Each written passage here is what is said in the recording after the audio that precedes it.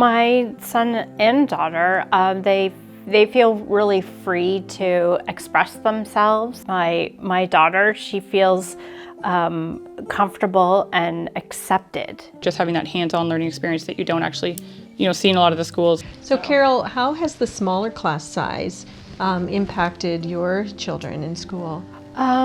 So my son and daughter, they feel really free to express themselves, either through art or any type of activity that they're doing.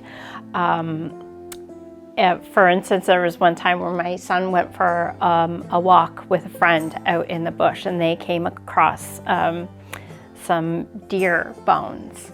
And so they took them back and cleaned them up, and my son, he was so excited to take them back to Spaulding Day School, show them to the kids.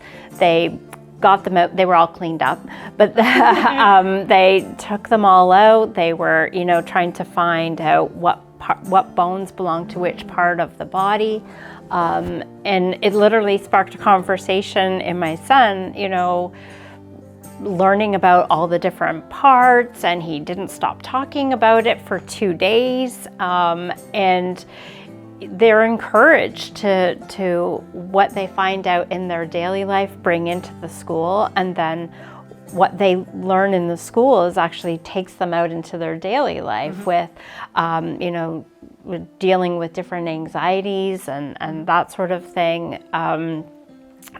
My daughter, she feels comfortable and accepted and it's a smaller group of kids, so they're not, I don't know, it just makes it more comfortable for them to talk. It's not as much of an audience, it's more personal for them.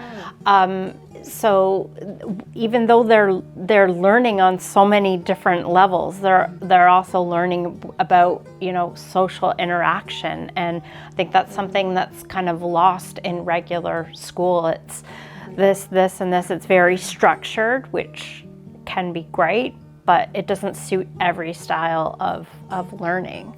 And,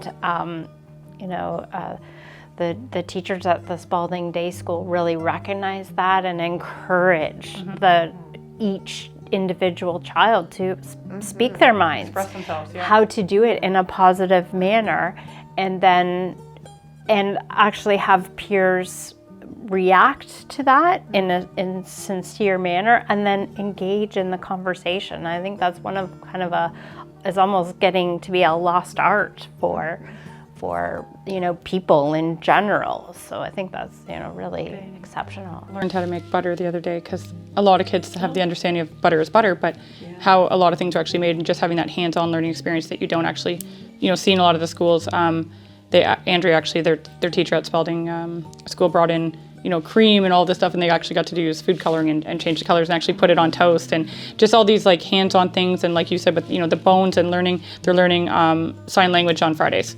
They're learning things that they would have never science, but not only science in a book form, science in experimental form. So we're working hands-on. So we're actually understanding the concepts and how things are made, how we use energy, how we do all these things where, you can read in a textbook, but I'm a hands-on learner. I need to see, feel, touch. I need to experiment. I need to do all those things. They're very, important for my way of learning. And with other kids are book learning, but Andria takes it to the next level. And that's where they have that hands-on. They have all of these, things and amenities around them that they can explore and actually understand what it is they're actually learning. So it sounds like the learning strategies of individual students are honored, and then the other students benefit from that.